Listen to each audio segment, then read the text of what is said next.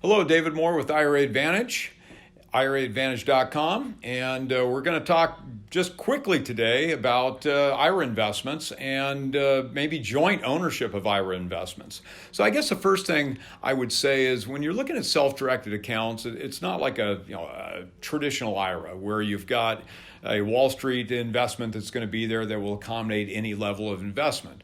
For a self-directed IRA to really work, it's got to have a critical amount of money in there, capital accumulated to actually make the investments you want to make. If you're buying a piece of real estate, you're not going to do that, at least right now, with a couple $1,000s.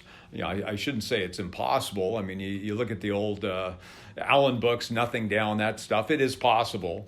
But with IRAs, you got to understand, with an IRA, you've got tax exposure on income or gain attributable to leverage. So you're not going to have a situation where it's zero down, or very rarely would you, or very low loan to value. If you're looking at a leveraged investment, it's got to be non-recourse debt. You're typically going to be looking maybe 65% loan to value at most. But as far as if your IRA is too small to go out and pick up a property on your own, is it possible to go out and buy with somebody else? And the answer is a definite yes. You can be a tenancy in common with other people or other accounts.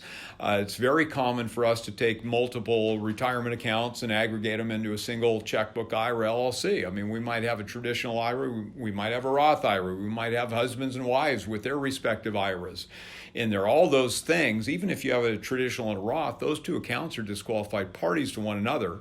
So it's a prohibited transaction to transact between or for the benefit of a disqualified party. It's not a prohibited transaction to transact along with. So you can always be a co-owner of that property, either directly or via other accounts. And that's how we're going to aggregate funds to make those, getting people started with smaller investments.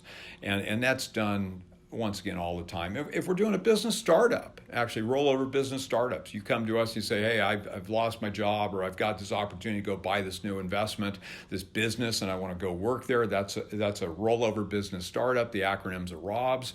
And in that situation, our personal corporate policy is that we want our clients to have at least 5% of the shares of that corporation in that situation too, for a variety of reasons.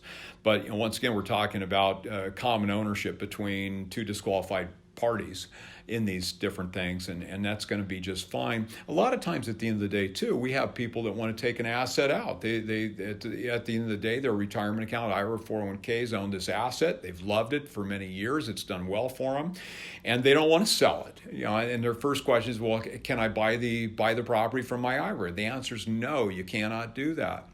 But we'll get it to you just via a series of in-kind distributions.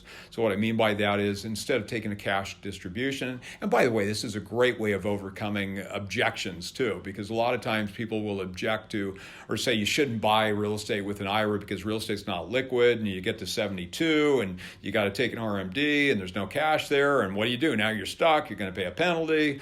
Well, that's not true. Just take a piece of the property as a distribution, either tenancy in common, or you could do an assignment of membership interest in the LLC. Either way, you're transferring a piece of a property. And if it's minority interest, you can actually discount that dramatically too. A whole nother conversation.